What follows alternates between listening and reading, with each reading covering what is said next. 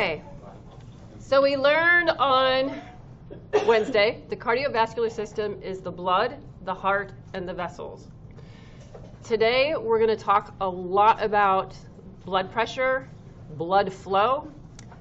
The place in the textbook I skipped over cardiac physiology as far as control of heart rate and what's called contractility. So I'm jumping back to chapter 19. If you want to read about that, that's in 19.4. And then, so most of the other information is going to be from chapter 20. I have a slide at the very end talking about the diseases of the cardiovascular system, and you're going to realize that, oh, we did talk about all those, so that'll be all in one place. And then our circulatory pathways are going to be handled in lab. All right, so this is my brain, and if this doesn't work for you, that's fine, okay? It's also in the notes in more of a sentence or text form. Our goals today are to understand the variables that regulate blood pressure. And so we're going to talk about cardiac output, blood volume, blood viscosity, peripheral resistance, which has a bunch of things under it.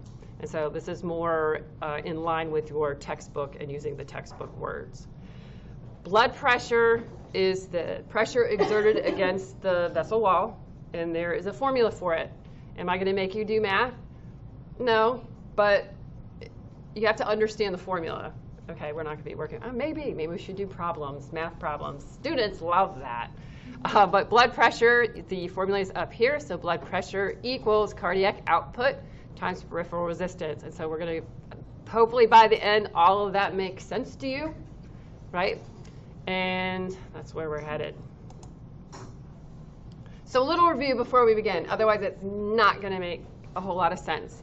Remember, a cardiac cycle is one heartbeat, and the moving ions can be read on an electrocardiogram. And we learned that at the end of one heartbeat, so the second heart sound, the next cycle begins. And so both the atria and the ventricles are at rest.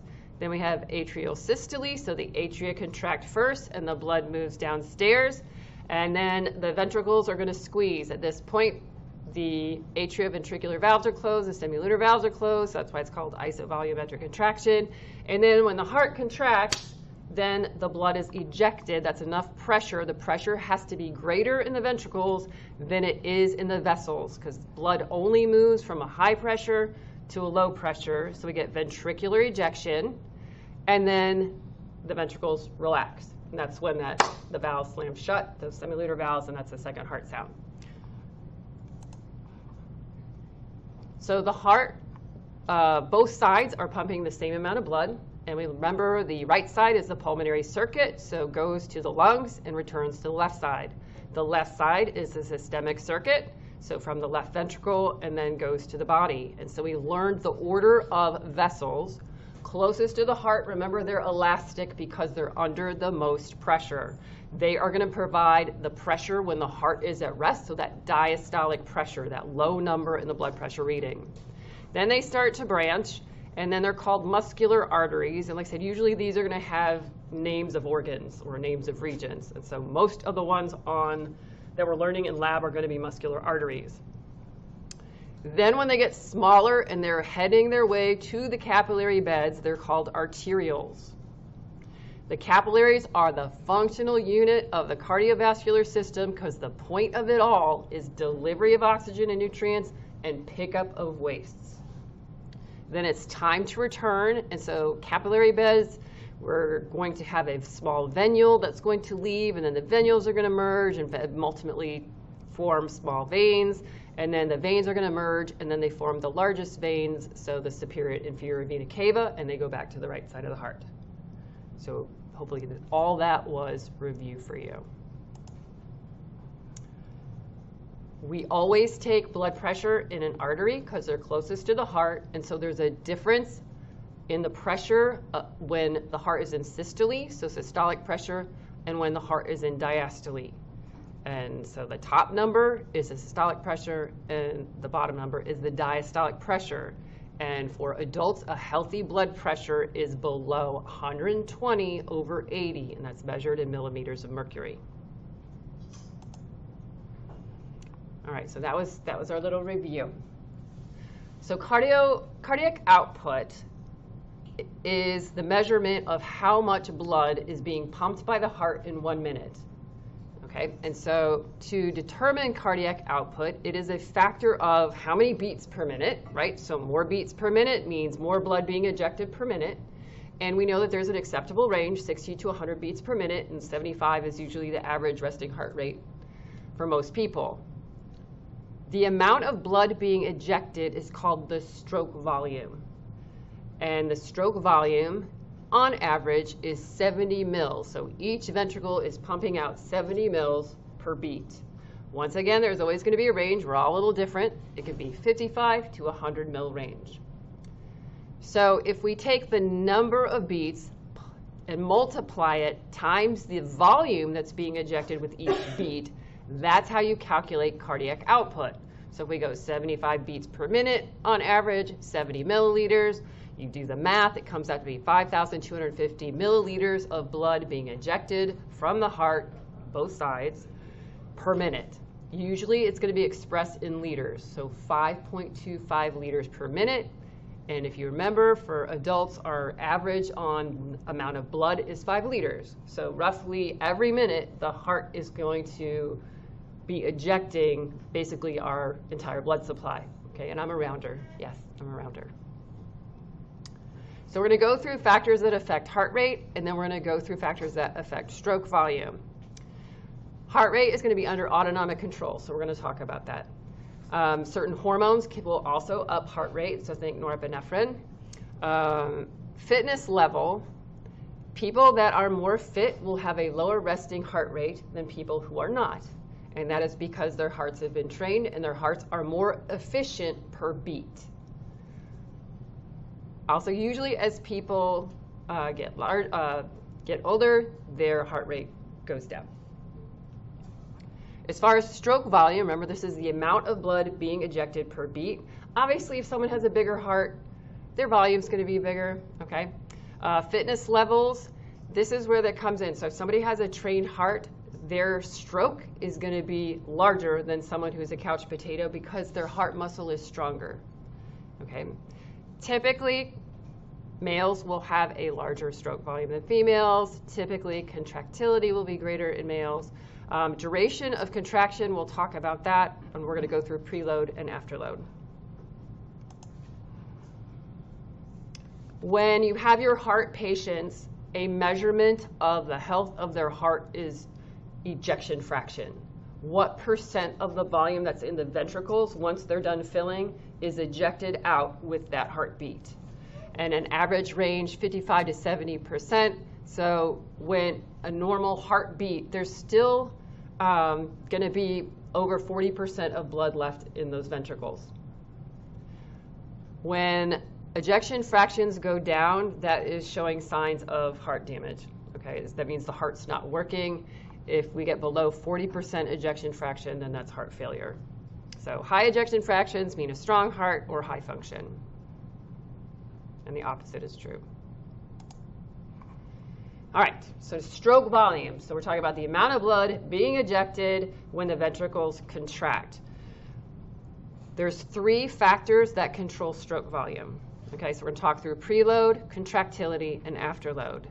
I'm going to present it to you about if this goes high, then this goes high, then this goes high. The opposite is also true. So if you see my little thumbs, I have thumbs all over this PowerPoint. So if we increase stroke volume, because we know stroke volume times heart rate makes cardiac output, they're directly proportional. That means cardiac output goes up. And then cardiac output times peripheral resistance means blood pressure goes up. Okay, so that's what all my little thumbs are for. Okay, that also means if the thumb is down, if stroke volume goes down, that means cardiac output goes down and blood pressure goes down. Okay, so they're always going to be directly proportional. That stroke volume is, to calculate it, is the end diastolic volume, meaning the volume in the ventricles when it's full and it's done resting, minus what's left in the ventricles after the heartbeat. And so end systolic volume. And so average is 70 mils stroke volume. All right. The first thing that's going to determine the stroke volume is preload. So pre means before, right? So how much blood is returning back to the heart? So that end diastolic volume is determined by venous return. So, right, because it's the big veins coming back. So we have the superior vena cava, inferior vena cava. And there's a Frank Starling principle. You can read about it. I don't think it's that hard to understand. If there's more in the heart, if the heart is more full, when it beats, more is going to come out. Did I rock your world with that? That kind of makes sense, right? Yeah, more in, more out principle. There you go. When someone has a slower heart rate, that allows more time for ventricular filling. So that will increase preload. That's the problem with tachycardia. Remember we said it was so fast that the ventricles don't have time to fill. All right. Also body position, we watched that video. I'm going to show you a picture on that. Contractility, muscles shorten, right? Muscles contract. So if they shorten more, then the heart is pumping harder. If they don't shorten as much, it's a weaker beat. So a strong force, more blood is ejected. And there's an explanation for this. When there is more preload, the heart will actually beat harder. And that has to do with the stretching of the muscle fibers, the cardiac muscle fibers. So if you guys remember your myosin or your thick filaments, you remember actin and myosin vaguely, okay? And then the little myosin heads are going to pull everything's close. So here's an old-timey door.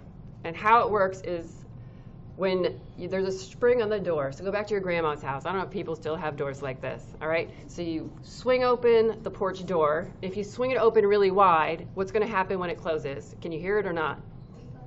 It's going to be loud. It's going to slam shut, right? If you want to sneak out of grandma's house, then you got to like open it just a little bit, right? And then it won't slam as hard. When the heart is full, so when there's more preload, contractility also increases. So more in, more out. Okay, there's more blood in there, but two, the way the heart muscle and the fibers align, it's also going to have a stronger beat.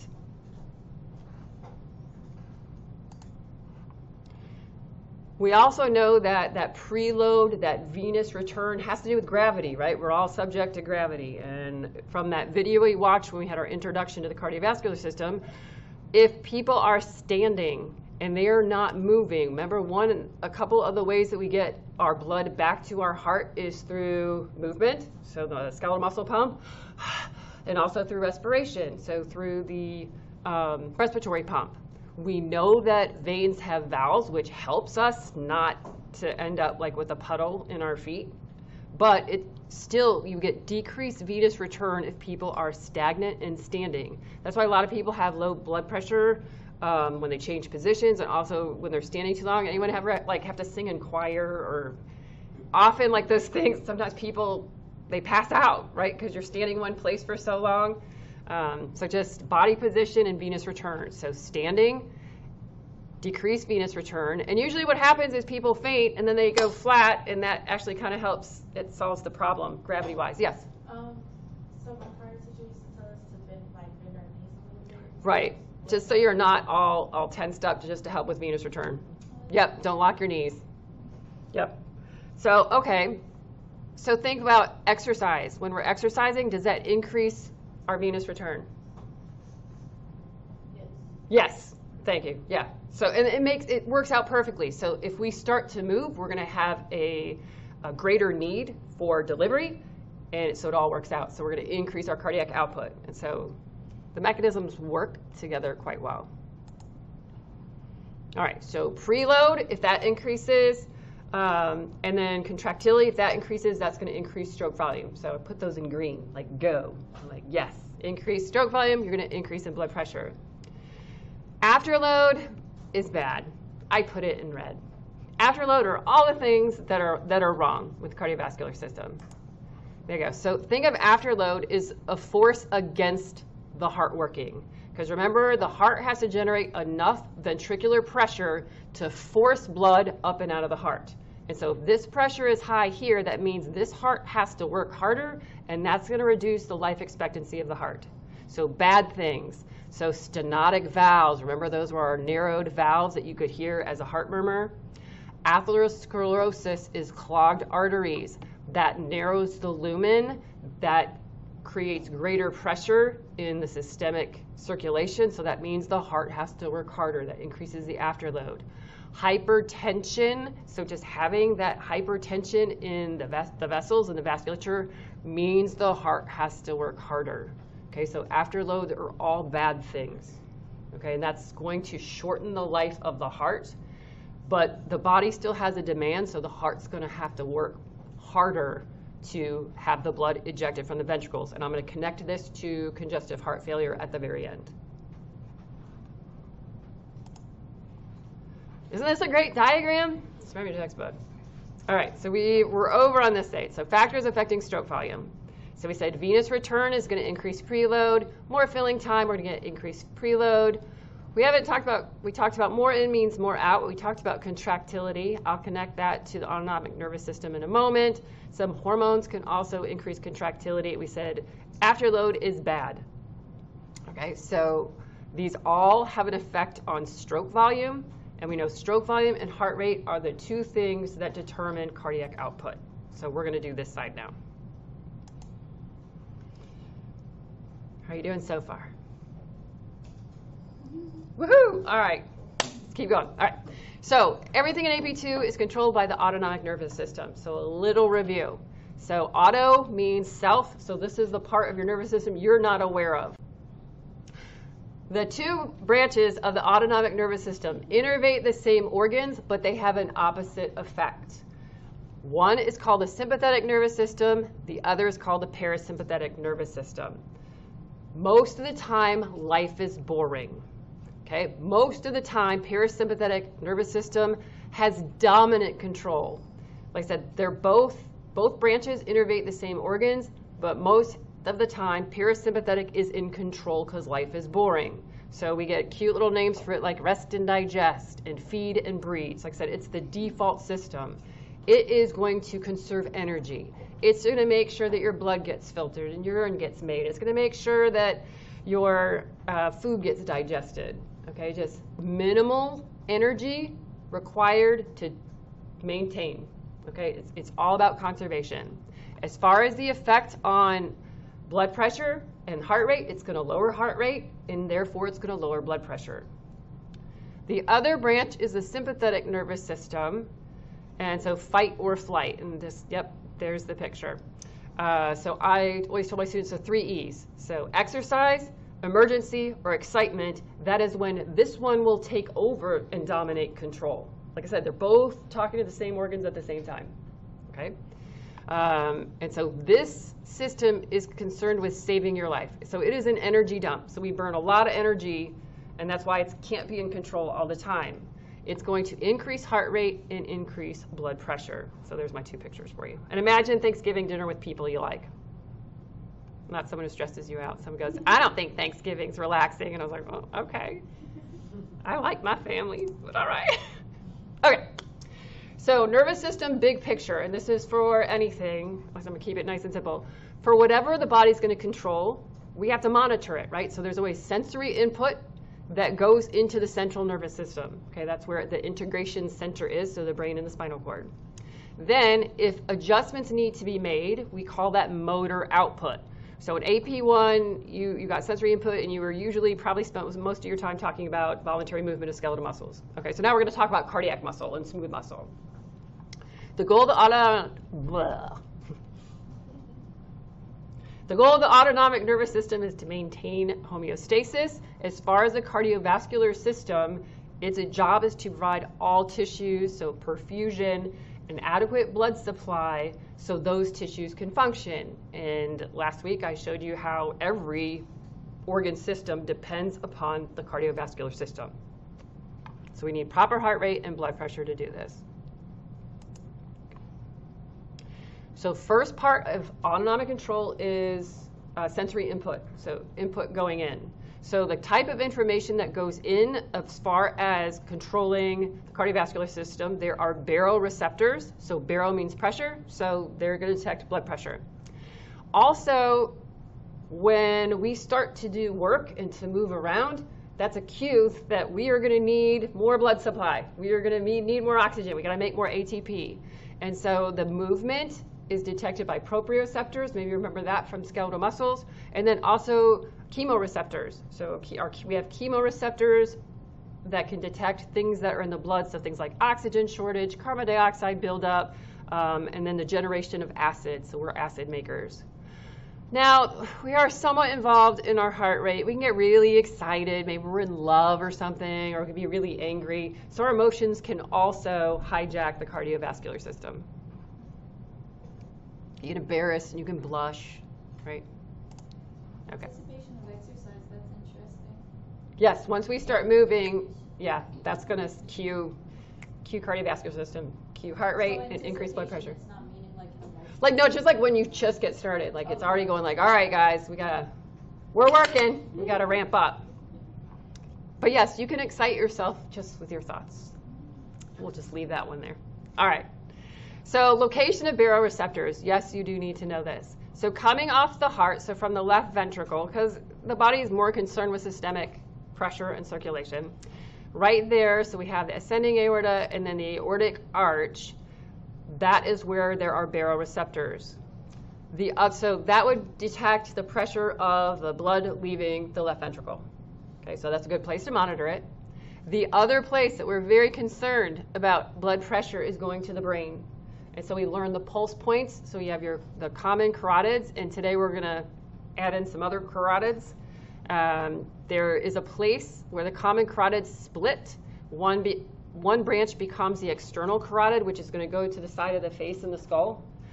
Another one is going to go in and deep to the brain. That's the one we're really worried about, okay? And so that is a great place. There's this little widening, so they call it the carotid sinus, and that is where the baroreceptors are, and they will be detecting blood pressure before it gets to the brain. Okay, we want enough pressure. It's got to make it to the top, right? But we don't want so much we're going to be bursting blood vessels. Okay, so that's a great place to measure, right? So the aortic arch and the carotid sinus are the locations. We're talking autonomic nerves. The aortic arch is going to talk to the cardiovascular center, control centers, through the vagus nerve, cranial nerve 10, and then the carotid sinus is going to be that glossopharyngeal nerve, so cranial nerve 9.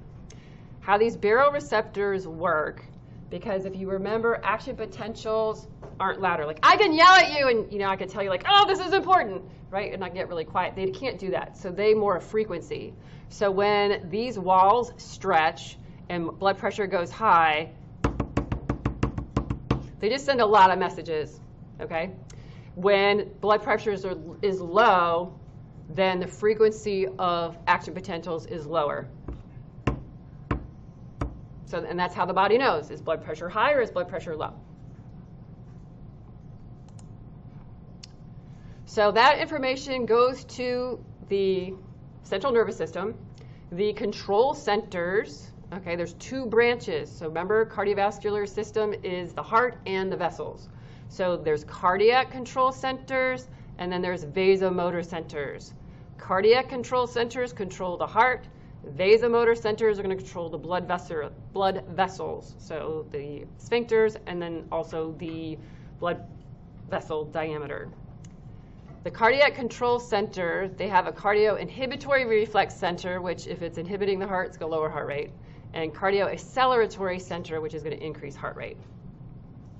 The vasomotor center, like I said, is going to be that tunica media, and then also those is going to be controlling the sphincters. All right, so baroreceptor reflex. So this is short-term blood pressure control.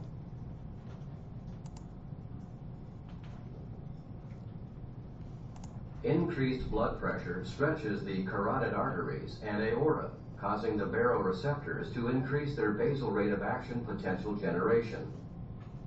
Action potentials are conducted by the glossopharyngeal and vagus nerves to the cardioregulatory and vasomotor centers in the medulla oblongata. As a result of increased stimulation from the baroreceptors, the cardioregulatory center increases parasympathetic stimulation to the heart, which decreases the heart rate. Also, as a result of the increased stimulation from the baroreceptors, the cardiovascular center decreases sympathetic stimulation to the heart, which decreases heart rate and stroke volume. The vasomotor center decreases sympathetic stimulation to blood vessels, causing vasodilation. The vasodilation, along with the decreased heart rate and decreased stroke volume, bring the elevated blood pressure back toward normal. If the initial problem were a decrease in blood pressure, the activities and effects of the baroreceptors, cardiovascular center, and vasomotor center would be the opposite of what is illustrated. Okay, here's the picture. I told you I was going to tell you that your heart is like a fine machine. It wants to run. Okay, so looking at this picture, so here we have our cardiac control centers. There's two branches to it. There is the inhibitory center, which output is going to be through that cranial nerve 10, the vagus nerve. And so if we follow this down, notice that that is going to innervate our SA node and our AV node. What do those nodes do? SA is the pacemaker. SA is a pacemaker, right. They control heart rate, okay? And we're talking parasympathetic. So back to our car analogy, is this the brakes or the gas? The brakes, yeah. So parasympathetic, rest and digest. Okay, so parasympathetic talks to the SA node and the AV node, and like I said, it's in control most of the time, so the brakes are on. So that's going to lower heart rate. The sympathetic fibers, so here's sympathetic cardiac nerves, they go to the SA node, the AV node, so they have an effect on heart rate as well, and this is going to be the gas, so we can increase it. But then notice it also goes to the heart muscle, so to the myocardium. And you guys know that right now, it's boring. I know that. Can you feel your heart beating in your chest? No, it's not that exciting. All right, so if you start to run or to exercise or, I don't know, fall in love, you know, you have a stronger heartbeat. Okay, so sympathetic fibers talk to the SA node, AV node, and the myocardium so they can increase contractility. We can get a stronger heartbeat. That is words for you. There you are, people. Okay. We looked at this when we learned about the SA node. We said the SA node, AV node, that it never rests, and I made this analogy of the drippy bucket, right? So it's never at rest. This is resting membrane potential, but notice it never really stays there. And so it's going to leak ions, it's going to leak sodium ions, and then once it gets to threshold, right, we get an action potential, we get firing, we get a heartbeat. And then the bucket's empty, so we're dripping, dripping, dripping ions, so depolarization, repolarization. So this is normal resting heart rate.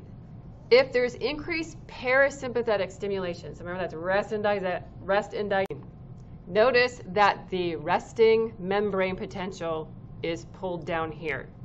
And how that does is the neurons are going to send a message, and it's going to talk to, it's going to control ion gates. And so we're going to get sodium. Sodium is going to start leaking, and so that's going to keep this down here. So we're going to get hyperpolarization. If we want to go back here, it's a bigger bucket. Okay, so it takes longer to fill the bucket. All right, if we're going to go back to our analogy from the water park, we're going to have to drip more ions. It's going to take more time. And so you can see with parasympathetic innervation that because it takes longer to get the threshold, we've now spread out our heart rate. Okay, so that's lowered heart rate. Sympathetic, down here, we know it's going to increase heart rate. And this is going to be from norepinephrine, is going to bind to beta receptors in the heart, and we're going to move calcium. Okay, we're going to get calcium to move. Remember, calcium is that switch between excitation, muscle contraction coupling. Okay, so now notice our rest is closer to threshold. So now we have a smaller bucket. So a smaller bucket's going to fill up faster than a bigger bucket. Okay, and so that's going to increase heart rate. So parasympathetic slows it down, release of acetylcholine. Sympathetic is going to speed up heart rate, release of norepinephrine. But we also get an increase in contractility. You have a stronger beat when you're excited. Life is boring, it's quiet. Okay, but when exercise, emergency, or excitement, right, you can feel your heart beating in your chest. So just kind of connect that contractility. All right, our recap slide, and we're going to take a break. So when there is increased blood pressure, the baroreceptors, where are they? Anyone remember where your baroreceptors? Where do you want to know? The aortic arch, and going up to the brain. That was that vessel, our pulse point. Carotid, nice, right. So right there, that carotid sinus. So those are our two places. They're sending information in. So if pressure is high, they're going to send more signals. And that is going to, we need to lower things down. So we want to apply the brakes. So that is going to cue the cardiac inhibitory center, so parasympathetic. We want to take our foot off the gas. Okay, this is where my analogy falls apart. Hopefully when you guys drive, your foot is either on the gas or on the brakes and not on both. Autonomic nervous system doesn't work that way. It's always both of them. Okay? Like sometimes little old ladies, they just keep, my mom liked to drive with 2 feet. Yep. It's like, Mom, don't do that. She goes, I just want to be ready. So, yep. It was only when she got older, but, anyway. So we want to increase the brakes, so cardiac inhibitory center, and then we want to take our foot off the gas. Okay? Vasomotor center, we want to reduce that constriction on the vessels, so we're going to get dilation. So if we lower cardiac output and we have vasodilation, so that was the take your thumb off of the garden hose analogy, then we know blood pressure will drop. The opposite, if we have decreased blood pressure, we have that reflex, so that we have lower baroreceptor firing. All right, so now we want to take our foot off the brakes. We want to put our foot on the gas, so decrease parasympathetic, increase sympathetic, and we need tension. So vasomotor center is going to constrict the vessels. So we have increased cardiac output, increased vasoconstriction, blood pressure increases, and homeostasis is restored. Yay!